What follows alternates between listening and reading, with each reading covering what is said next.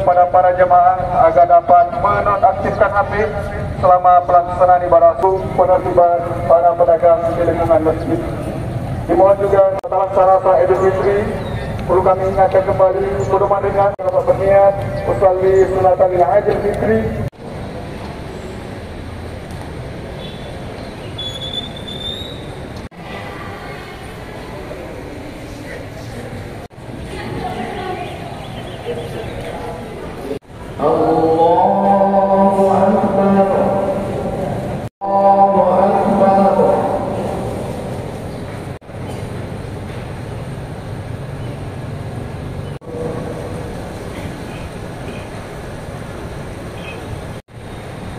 Bismillahirrahmanirrahim.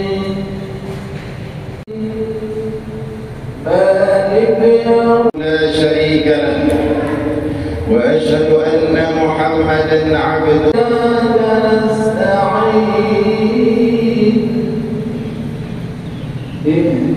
ballagha ar-risalata wa adda al-amana Muhammad wa ala alihi wa sahbihi ajma'in. Tamutunna illa wa antum. Allahu akbar. Allah salihan wa bifadlihi tanah. Usikum wa nafsi Allah haqqa tuqatih wa la yang bisa salat hatta al-huyat. Semuanya diperintahkan oleh Rasulullah.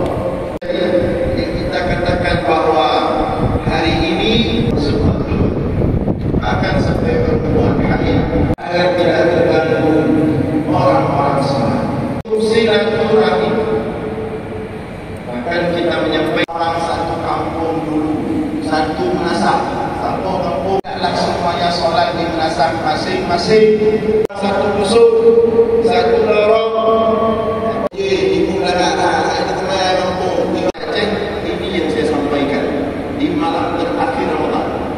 Itu ibu Cik Raya. Kalau raya makan dulu tidak hukum di raya. Dengan satu kampung. Bahkan sangat egois sekali sebenarnya. Ada orang di momen sangat besar ini. Ikut pemimpin ini deh. Itu perintah Rasulullah. Yang bukan pemimpin memang ibu. Untuk para pejabat, apa nasihat yang paling utama adalah ekonomi. Kasus perceraian hari ini Jawa paling tinggi, orang gila. Mungkin Bapak Ibu sudah baca berita. Kasus bunuh diri kejahatan sosial ini tidak bisa tutup mata. Kenapa